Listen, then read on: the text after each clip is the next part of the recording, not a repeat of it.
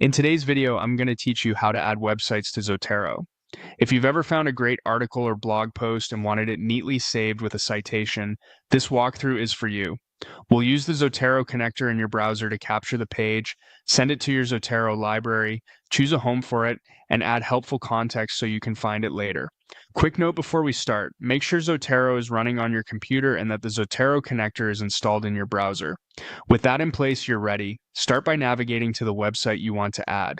Open the specific page you care about, for example, the full article view rather than a list of search results. Give the page a moment to load so the connector can read the title, author, and other details.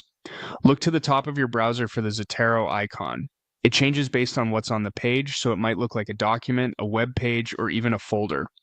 Click it. You'll see a small save panel appear, confirming that Zotero is capturing the item and, if available, a snapshot of the page for offline viewing.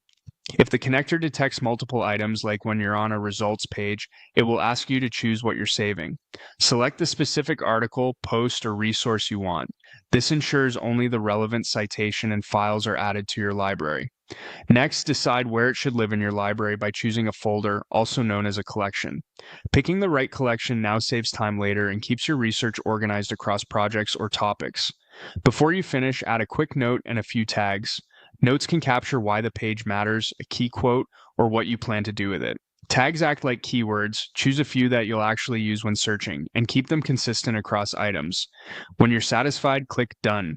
Zotero will save the citation, attach any available PDF or snapshot, and sync if you've enabled syncing. If anything looks off, you can always open Zotero to review and correct the title, creators, or publication details. That's it. You've added a website to Zotero, placed it in the right folder, and documented context so it's useful when you return to it. Repeat the same flow for any page you want to keep, and your library will stay tidy, searchable, and ready for writing.